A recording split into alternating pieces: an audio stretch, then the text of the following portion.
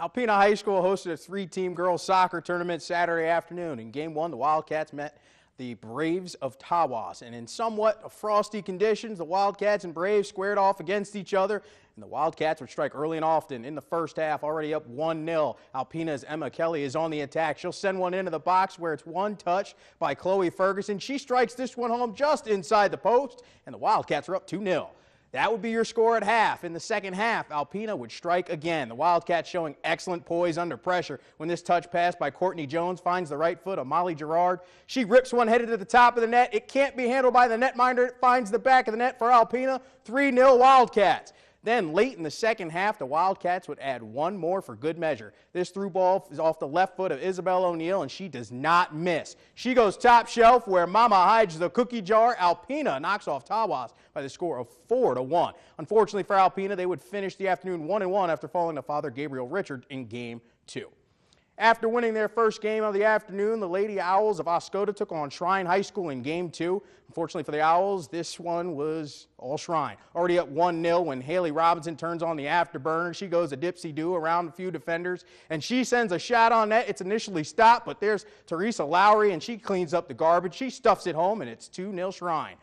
Later in the first half, Shrine is threatening for more when Robinson again makes her way around a few defenders. And with the point-blank shot, she is going to be denied by Taylor Johnson. A nice save by the keeper, but Shrine was just too much for OSCODA on the afternoon. Late in the first half, Shrine is on the attack again when Haley Robinson, who's all over this highlight, splits the defenders, and with her left foot, she finds the corner of the net. Shrine knocks off OSCODA by the score of 3-0. After Friday night's big victory over Indiana, the Lady Wolverines hit the diamond Saturday afternoon with an opportunity to advance to the Big Ten Tournament Championship. The Wolverines are the defending champions, yet the program has not won back-to-back Big Ten Tournament titles since 2005-2006. And after a long rain delay, the Lady Wolverines met up against Penn State with a shot at the title game on the line. Wolverines would get on the scoreboard first. Top of the first when Kelsey Susala pokes this ball over the first baseman's head and into right field. Sierra Lawrence will score, and it's 1-0 Maize and Blue. Next batter is Tara Blanco, and she absolutely tank mushes this pitch. She crushes that one deep to left. That's a two-run blast for the Wolverines. They are up 3-0. Not to be outdone, next batter is Aiden Falk, and she jumps ship.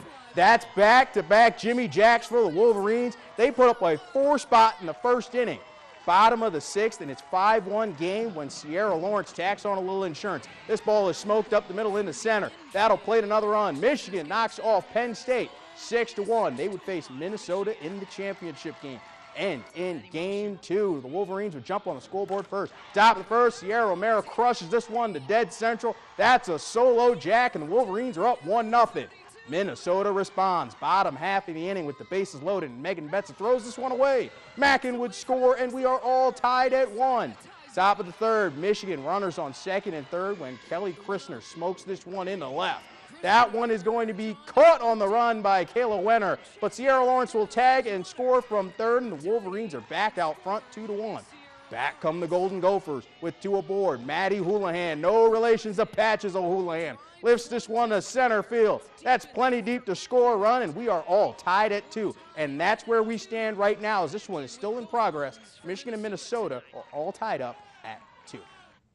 Both Michigan and Michigan State baseball came on the wrong side of the win column Saturday afternoon. Michigan State falls to 33-14 on the season. The Wolverines have now lost 3 in a row. They fall to 34-15 on the season. Both teams will hit the field Sunday afternoon with an opportunity to get a W. What else can I say about the Tigers that hasn't already been said before? This team is struggling mightily. Now, you can't win a division in May, but you can play yourself out of it. So in short, the Tigers need to start winning. And to Camden Yards, we go, and the Tigers would end up getting on the scoreboard first. Miguel Cabrera had just seen about enough with runner aboard, and Miggy unloads on this Mike Wright offering because clearly Miguel is master of his domain. That's over the bullpens, a 2-run blast for Detroit, and the Tigers are up 2-0. Bottom of the sixth, and here come the Birds. After a 1-out double by Adam Jones, Mark Trumbo lines this one in to left. It's going to get over the head of Stephen Moya and up against the wall. Jones will score, and Trumbo will slide in safely with the double. Next batter is Matt Wieters, and Joe Boo needs a refill. That's a 2-run blast, and the O's are now in front 3-2. Bottom of the 7th, it is Jonathan Scope, and he decides to jump ship. That one's a souvenir for the paying customers. Baltimore is now up 4-2. Bottom of the 8th, with the bases loaded, the Orioles put this one away. His mama calls him Jonathan, so I'm going to call him Jonathan. Jonathan Scope launches this one deep to left into the Baltimore night for a grand slam. The Baltimore Orioles come back on the Tigers again. They win this ball game 9-3.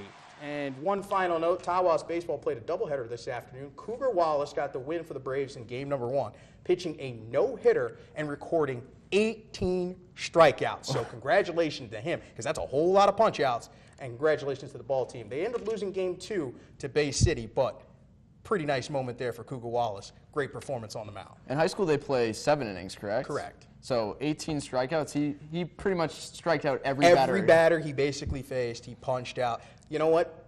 Cougar might want to sign a contract with the Tigers because they probably could use him in the bullpen right now. He was great tonight. They could definitely use him, especially –